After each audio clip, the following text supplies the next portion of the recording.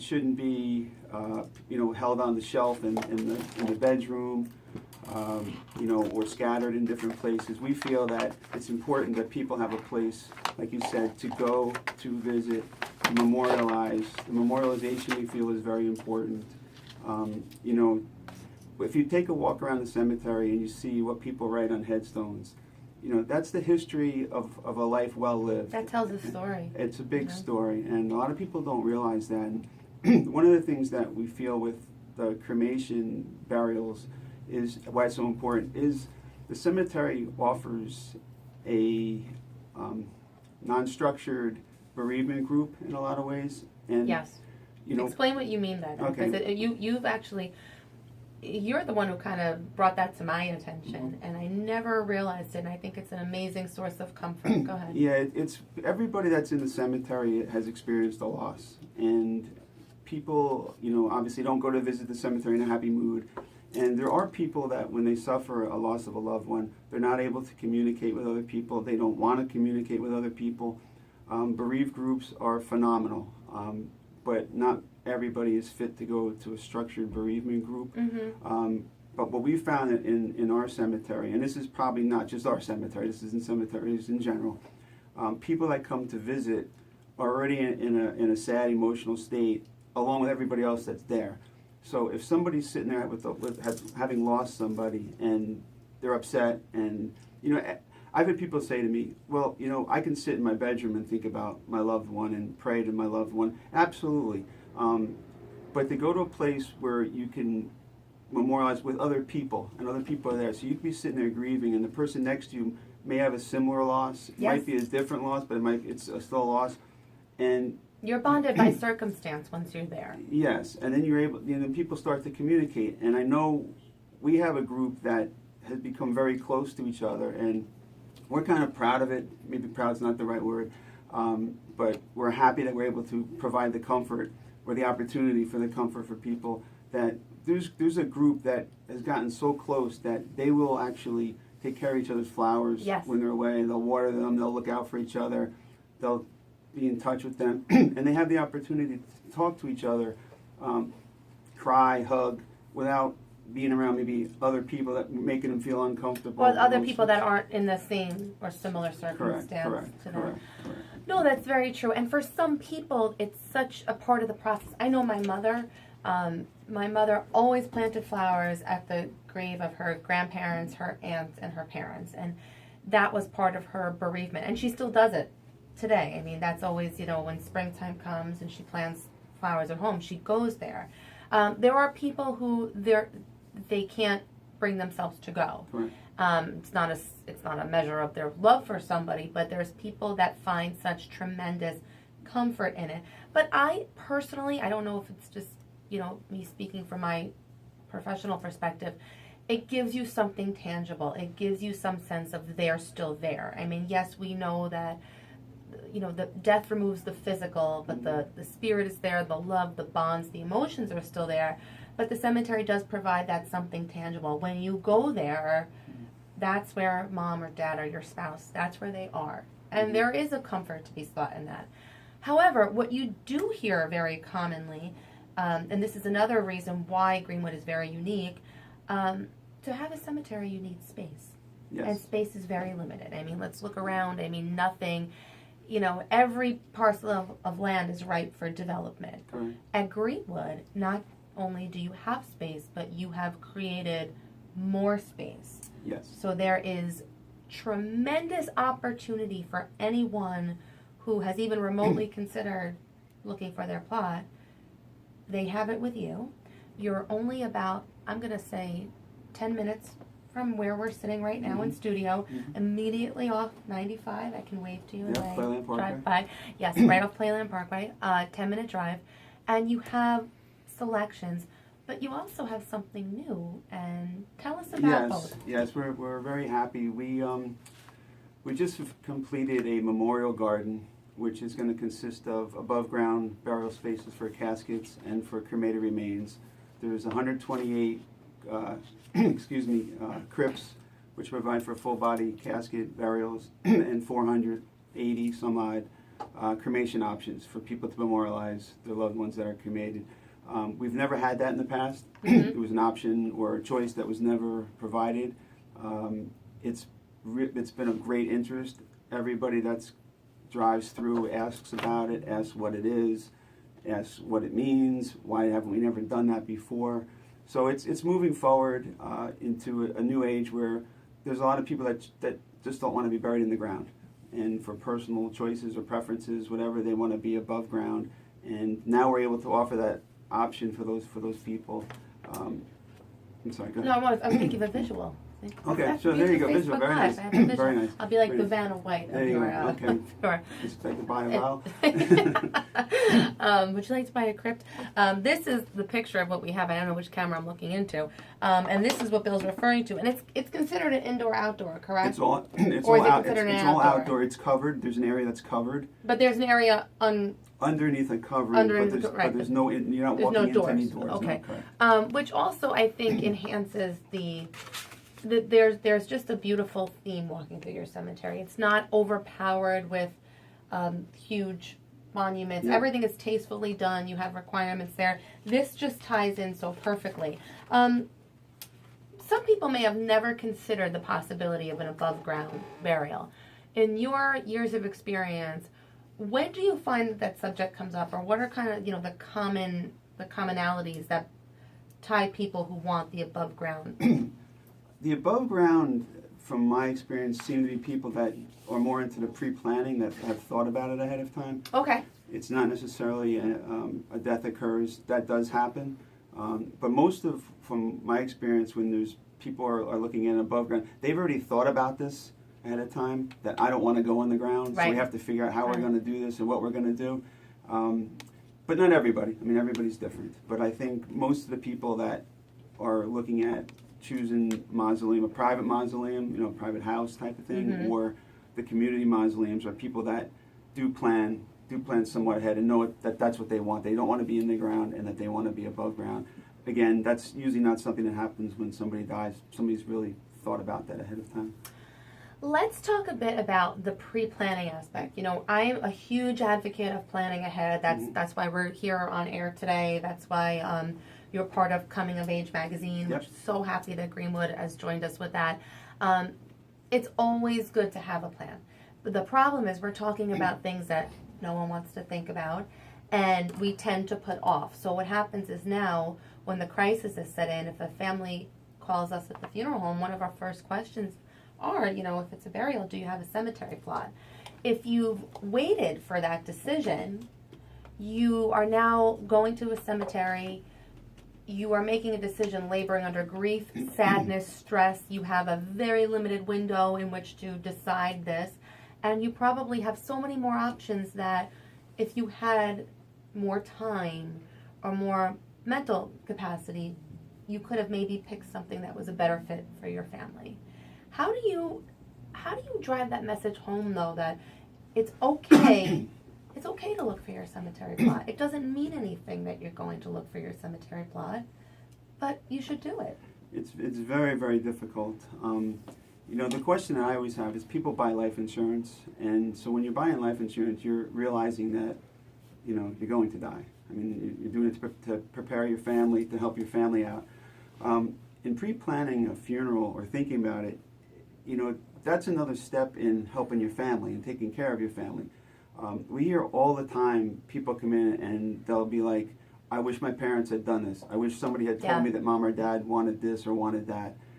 It makes it really, really difficult for us, obviously for the family, but for us in the cemetery, trying to help them when they'll be arguing or disagreeing in front of us as to what mom or dad wanted. Absolutely. And three then, kids, 4 opinions. And then you're talking about having, maybe one afternoon to make a decision. Mm-hmm. That's going to be a forever decision. And, talking about, one of the things I try to tell people is, even if you do not go through with it and buy it or purchase it or plan, at least talk to your family about what your wishes are going to be. We've had situations where somebody said, well, mom said she wanted to be cremated. Right. No, she didn't. She told me she didn't want to be cremated. Now mom has died. Who makes that decision? Absolutely. And those things to at least be talked about ahead of time. We tell people, most people don't want to hear it. Most people look at it as, not most people, many people look at it as a sales ploy. You know, we're trying to sell stuff. You know, we just try to help educate people and say, listen, you need to think about these things, because at some point you're going to have to do it. And you know, from my experience, when most people do what we call pre-planning, it's really not pre-planning. Somebody is either sick, or somebody has died, and now they say, oh, we should get a plot in your mom or dad, or whatever it's going to be. So then they start thinking about it a little bit. But the financial aspects are also part of this too. Yeah. You know, it's not an inexpensive item, and it's not a nice item. You know, if you have some money, you're thinking of a vacation, you're thinking of a car, you're thinking of paying your bills. You're not thinking of going out and buying a cemetery plot. Right. So that makes it really, really difficult. But you know, we just hope that we just get the word out to people that do pre-plan, and that they can spread the word to how important it is to other people. That's kind of what we hope for. Bill, in recent years, have you seen any shift in who's coming into pre-plan? Do you see people come in their 50s, as young as their 40s and 50s, or is it still pretty much? Or do you see just more pre-planning in general, regardless of the age? To me personally, from what we see, it's more older people doing the pre-planning, and a lot of it we hear is, you know, we don't want to leave it up to our kids. The one thing that a lot of people joke about is they say they don't trust their kids, that they'll make the right choices and pick Did my dad what say they that want. to you No, about me? your dad Did he say that? No, I cannot go on honestly and say We're that. on air now. On air, when we go off the air, we can talk about that. But that's what a lot of older people come in, because they realize, and they'll say, I don't want to leave this to my kids. We had to deal with this. You know, I had to deal with something. But I their don't want own my parent, kids, right? Yeah, Right. I don't want my kids to have to worry about that or deal with that. So I wouldn't say that we're trying to get more of younger people to understand that it's important to think about this and to plan. But again, you know, I think people just, you know, the financial or the economic aspects of it make it difficult. I think a lot of people agree you should think about it, but to go forward and to actually, you know, follow through on it and purchase something. It's a different thing. And I think when people buy something, that's a real commitment. Like if you buy like life insurance, you're buying life insurance. You buy a plot, wow, I'm going to die. This is where I'm going. And I think that's another reason why people don't want to do it. And it's all understandable. I mean, again, like we Absolutely. say, people don't want to plan ahead, and it's totally logical and rational to understand why. But I think what Bill is doing and what everything we talk about here, we just want to stop and make you think. And you have to think about that what if. What if you should pass and you don't have this in place?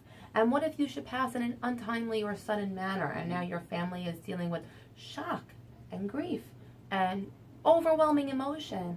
It's just not the time to make any decision, even including, you know, what you want to eat. It's just not a time to think clearly. I want to talk about some more of the distinct features of Greenwood Union, and again, just remind people here in Greenwich, and many people from Greenwich have selected Greenwood Union, but it is a real viable, close, and beautiful option. But let's talk about the fact that it's a non-sectarian, non-denominational cemetery. So nowadays, you know, you do see a lot of interfaith marriages. Yes. And a cemetery such as Greenwood is an even better option because, you know, you have a Catholic wife, a Jewish husband. That has long presented a dilemma of where do you get buried? And we get a lot of questions about that. Go ahead. What are they asking? Well, it's just what you said. You know, my husband's Jewish. I'm Catholic. I don't believe in, or I don't follow religion, but my husband is this. You know, so that's a major point that we try to drive across, is that we bury people of all faiths.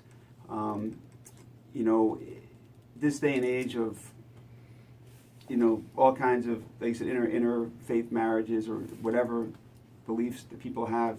You know, back in the olden days, if you were Catholic, you had to be buried in a Catholic cemetery, and you had to be married to a Catholic, and that was it. There was no choice.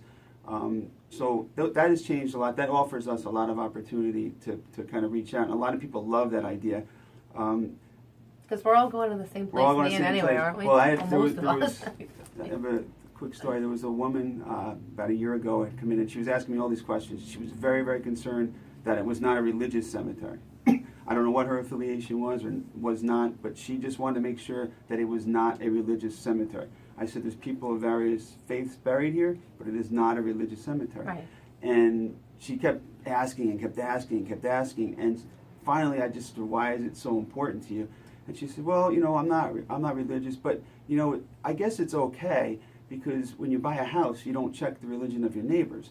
And she says, well, if I live next to people, I can be buried next to people, of different faiths. That's very true. And it was interesting because I'd never heard that rationale on something like that. And, it kind of made us think that, as I'll say people of God, even though maybe people are not of religions, we're all supposed to coexist, and we're all supposed to get along. And, do that in living and do that in death. There shouldn't be any discrimination into any level of living or at the death part. So it's very true. There's absolutely no discrimination at Greenwood, but it's a nice concept. And then the other side of that, to offer some comfort and consolation to the Catholics who were saying, it's not consecrated ground.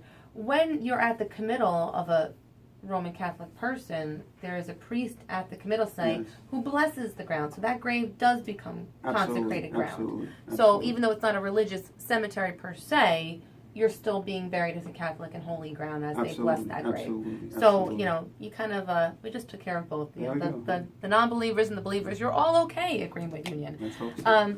Another thing I think is very nice about Greenwood Union, there are no gates to come into the cemetery. Yes. It's not that, it's locked, it's 4 o'clock, and you're putting the padlock on the gate.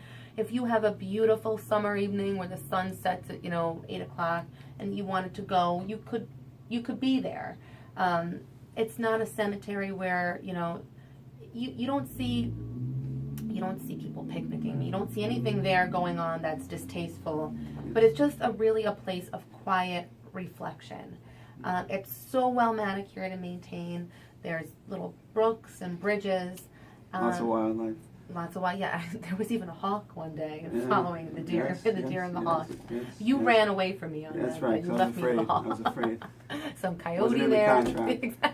Mine neither. I stopped for hawks. But it's just a beautiful place. And it's a residential neighborhood. Even though we say it's off of 95 and Playland Parkway, it backs up to a residential neighborhood.